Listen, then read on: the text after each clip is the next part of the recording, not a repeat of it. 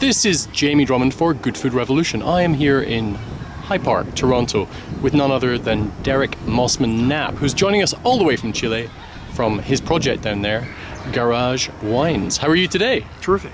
Wonderful to be here. So you're working with some varietals that are perhaps a little less known to those people who enjoy Chilean wine. Would you mind explaining why you choose to work with said varietals? We do make a cab.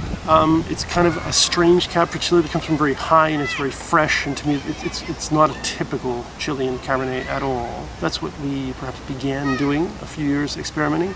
But most of what we do are Carignan or Mediterranean blends, Garnacha, Mataro, from the Maule, further south, 4 hours south, which is kind of the, the cradle of Chilean viticulture.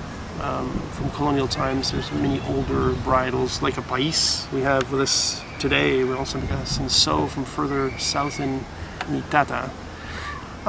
Not to belittle wonderful efforts of making some French-style wines that they've been doing for a century and a half in Chile, but the real history of Chilean wine is 500 years old, not 150 years old. And it's those old vines where we've found our groove, niche. Now, when you're speaking about old vines, what are you talking about age-wise here? You don't age vineyards in the south of Chile because they're all kind of old. If you were to ask one of the producers who sells us fruit, how old is this vineyard, he'd look at you oddly thinking, why would you need to know that? It looks pretty old, doesn't it? And if you pressed him, he'd probably say something like, when I was young, this vineyard was old. And I'm now old, so that would make it really old. And he wouldn't need to be any more precise than that. Okay. But these are people who, we make, the Carignans we call two winter wines. You would make a simpler wine would have a single winter in a barrel or in some form of storage. And those in that area, in the Maule or Itata, the Secano Interior, we say, they would differentiate that a wine that was worth holding for 2 winters in a barrel, I understand, would be a more interesting wine. Yes, yeah. But if they were over here visiting in port or something, start to talk about this is 14 months or 16 months or however that is the industry norm, they would look at them in an odd way again. They don't live with that kind of precision. But you have to remember these people, most of them, like there's an exception of one, don't drive. They don't have a driving license, they don't have a vehicle. They literally still operate. They drive horses.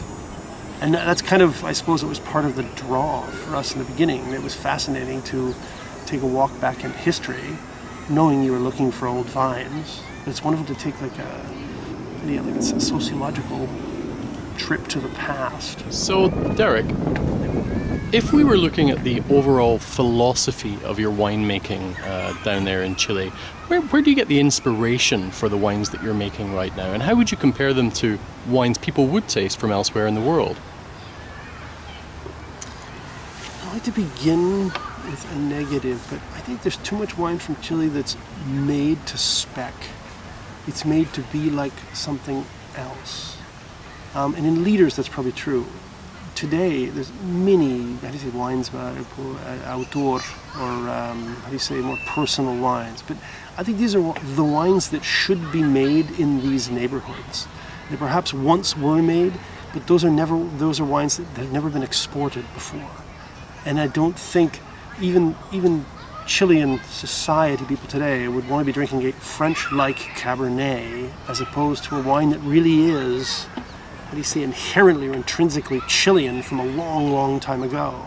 I think there's a bit of kind of recapturing or just kind of putting the stress back on what really should be done, be made in these old neighborhoods. And I think it's wonderful to connect with older people who still work with horses, who remember when those were the wines. Interesting. Before other people came in with other, conceptions or with other parameters. That okay, globalization is a wonderful thing. I can be here selling wines in 14 markets around the world. But I think the idea is we have to get back to a very strict sense of place. People, sometimes they speak of our wines being blends. And to me, it's not a blend. It's a place. Yes, yeah. Those are the grape varieties that do well in that place. Yeah, that makes complete sense to me. And I hope we can turn this into a bit of a geography lesson into some small towns in the middle of nowhere in the south of Chile. I'm not sure people have to get to know them, but if you get to know the names by way of wine labels, I think that's a very good start. Now, we were speaking earlier about the history of the various grape varietals down there and the connection towards wine that was used with the church. Would you mind expanding a little bit upon that? When the Spanish settled, obviously the church was very important. They were saving souls of the indigenous South Americans. But what most people don't realize is the same as in Canada. If you were a, what do we call them, homesteader, you would be given, I can't remember, it was a square mile back then in Canada, but the way these properties were divvied out in the south of Chile, the deed that these people had to sign, basically they promised to make wine for Catholic Mass as part of, i.e. connected to, holding on and eventually being given the rights to that property. I'm sure they enjoyed a glass of wine as well, but I think that is part of the reason some of these very old vineyards held on through those centuries. We're talking mid-1600s here to this day. And I found this wine absolutely fascinating, this País here. It's not something that I'm overly familiar with. I have tasted a few in my years upon this planet, but what do you find particular about this varietal? I just think I've seen or been forced to drink too many wines that were something else, trying to be Cabernet or trying to be one of the major varietals today. And I think this is wine that is truly of a place. And I suppose you could go back and find a Listan Prieto or something on the Canary Islands and say that there's some sort of historical connection, which would be interesting. But I think these are wines that come from a very particular place, and they're meant to go with the foods from that place. Were the beginnings of a meal, because you'd have a Carignan at the end of that meal with something a little heavier, but just a little more easy drinking, a little less pretentious, a little less serious. It's really quite a delightful wine. It's what's the alcohol in this? Because it's last year 16 was 12.5. This is 13 on the label. It's probably about 12.8.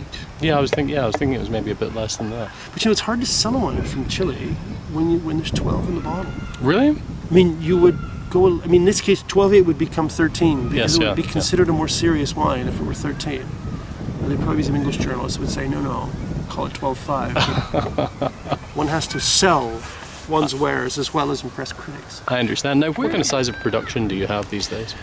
We've just passed 5,000 cases in 2016.